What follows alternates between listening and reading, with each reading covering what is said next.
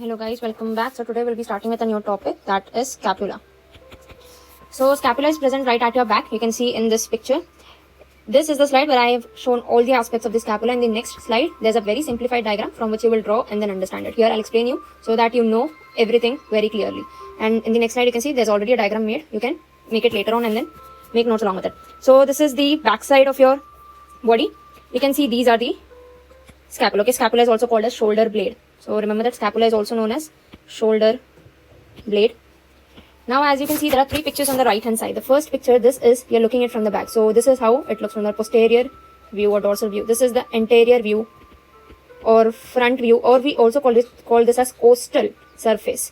Now why have we named it as costal? Because this is the place where it's towards your rib side, right? It faces towards the rib. In Latin is costa. So that's why we term this surface as costal surface. This is where you're looking at the scapula from the lateral view. So now first write down what and all is there in scapula. So there are two surfaces in scapula. One is dorsal, which is also, you can call it as posterior, and one is ventral. You can also call it as anterior, and it is also known as costal surface. Now this costal surface I've explained you in the previous slide, right? Costa means rib, so the surface hence is costal surface. Then now there are three borders. There are three borders. So it has superior border, a medial border, and a lateral border. Okay, it has three angles: superior angle, the inferior angle, and the lateral angle. Okay, it has one cavity, and the cavity name is the glenoid cavity. Okay, then you have three processes. The three process, one is coracoid, another is spinous process, the third is acromion. So first let's write down everything, then we'll look into the diagram, the simplified version. Now this coracoid actually is derived from the word raven. This coracoid means raven. Why raven? Because it looks like raven's beak. Now what is a raven? If someone is not knowing it, then I have a diagram for it. So this is the raven. It's like a crow, I guess. So you can see this. Okay, this is the raven's beak, and this is the coracoid process. So it's like a raven's beak, hence the term it was given the coracoid process. Now the spinous process, this and acromion. This acromion joins with the clavicle. What is clavicle? It will be in the next video. The clavicle is your collarbone. Okay, so remember this acromion process will join with the clavicle.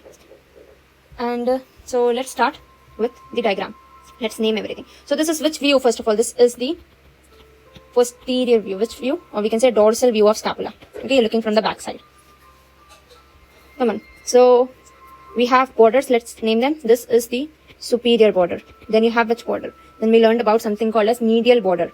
Okay, so this is the medial border. This is the lateral border. Present on the lateral side, hence the lateral border. From here, the humerus will be attached like this. Okay. So humerus is not our today's topic. We'll be doing humerus when we will be doing about hand. Okay. So this is the lateral border. The angles. This is going with the same name, superior angle, same as the border's name. This is on the inferior side, hence the term inferior angle. And then this is on the lateral side, hence the term lateral angle. Okay, now there is something specific about this inferior angle. This inferior angle, on the croc basis, if they give you only one option, so mark T7. Okay, so inferior angle at T7. But to be honest, or it's present between T7 and T8. It's not exactly present at T7, but it's present between T7 and T8. So this is for croc.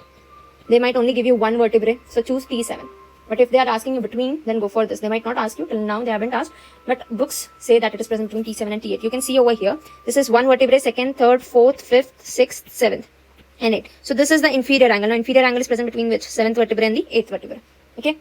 Then let's know about the processes.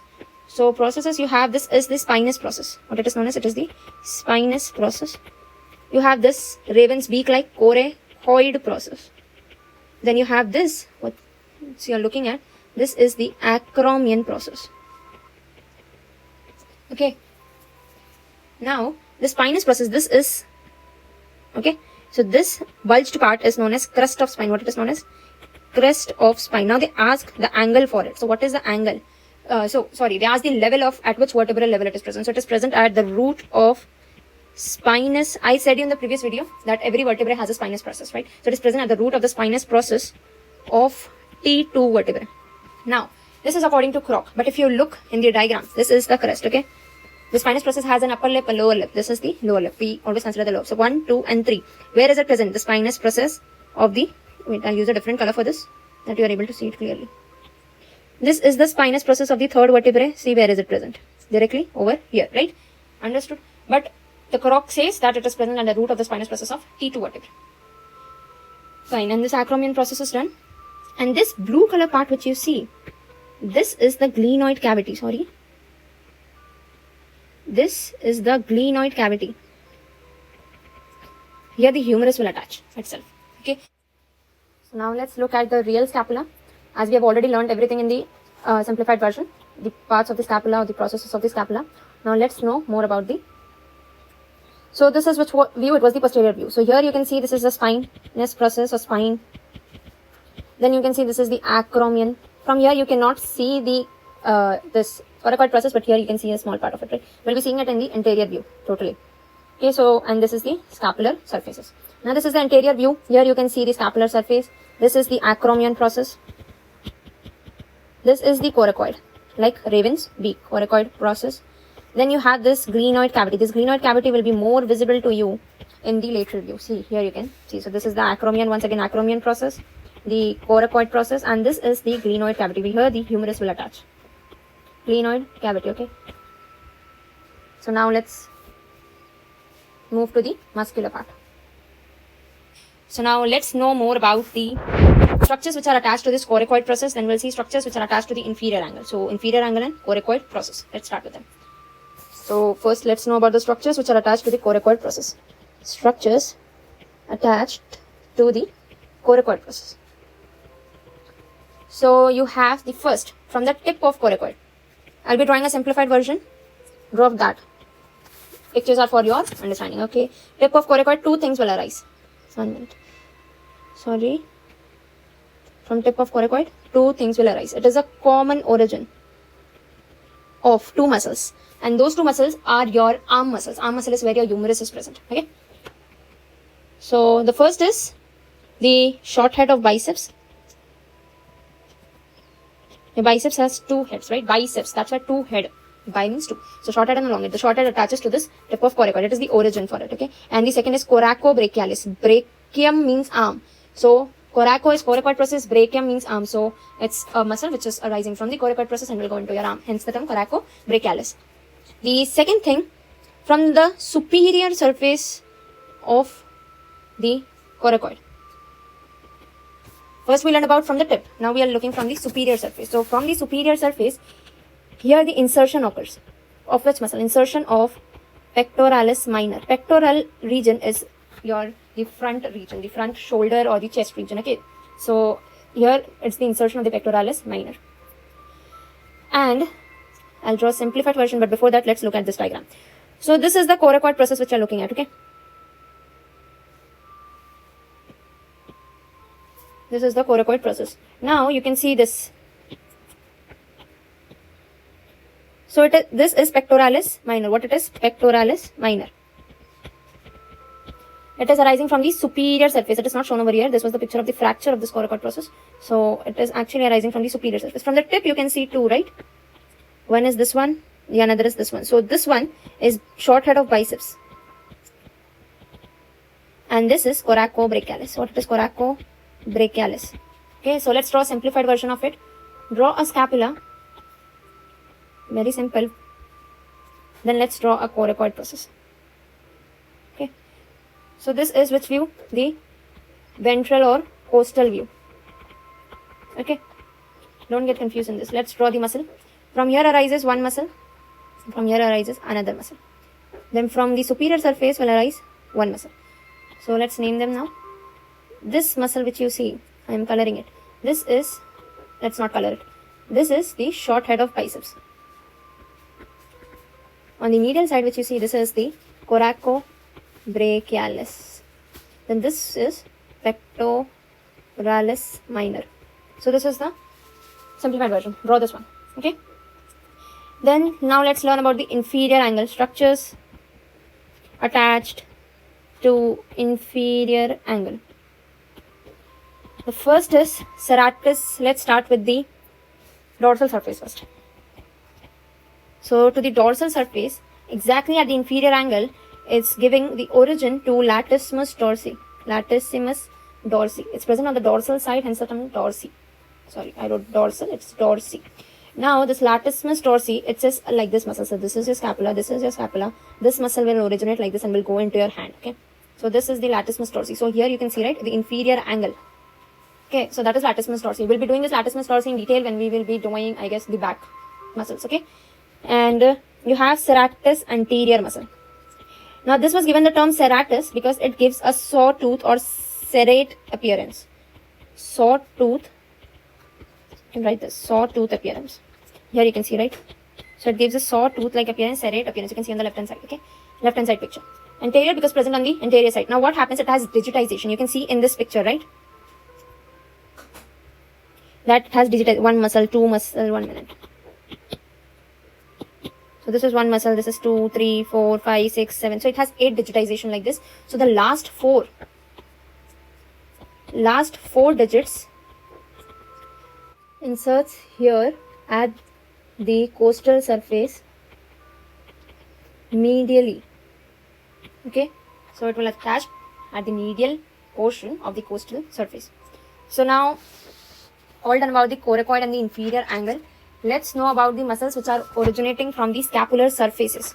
Okay, so here you can see this is which view. This is the posterior view. You are looking the person from the back side. This is the anterior, or we can call it as costal surface.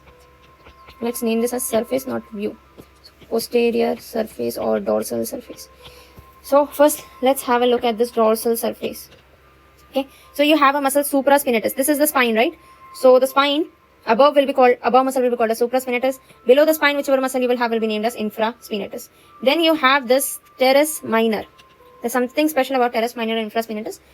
I'll tell you in few minutes. Then you're looking at the costal surface. In the costal surface, you can see above this is called as this is supraspinatus only, and this is subscapularis. This muscle is called as subscapularis. Okay. So let's know about these muscles. No need to draw. So just remember them. Remember the mnemonic sits. What you have to remember sits is, let's start with supraspinatus, then infraspinatus, then we saw something teres minor, then we saw subscapularis. What did we saw? Subscapularis. You have one more, which is teres major. Okay. Now let's know the nerves innervation. Supraspinatus and infraspinatus supplied by suprascapular nerve. What now? Suprascapular nerve. Teres minor is by axillary nerve.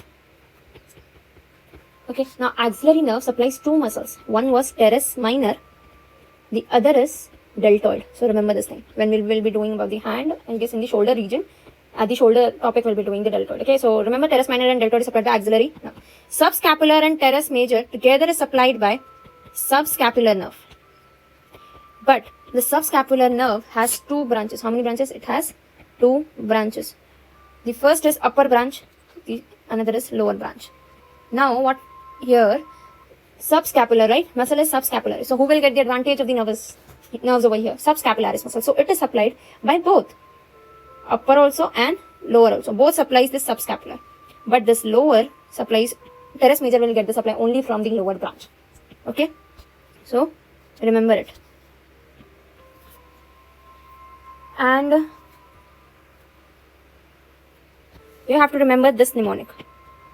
Sits. But before moving to that, there's an important thing I wanted to tell you about infraspinatus and teres minor, that they will attach to the greater tubercle of humerus. Humerus has two tubercles, okay, on its head side towards the shoulder side. One is greater, the other is lesser. We'll be doing humerus in detail, so don't worry about it. But just remember for now that this infraspinatus and teres minor, they attaches themselves to the greater tubercle of the humerus. Okay. And about teres major, there's a function that you remember, ape. What are you going to remember? Ape. A for adduction, P for pronation, remember the word ape, and E for extension. So these are the function of teres major. Okay. Now, sits. Why did I said you to remember the sits? These sits are known as the rotator cuff muscles of our shoulder. Now, what is rotator cuff muscle? They will help you rotating the shoulder. Okay, so if there's a damage, first I'll write the function. Shoulder rotation. Helps in shoulder rotation. Damage or any inflammation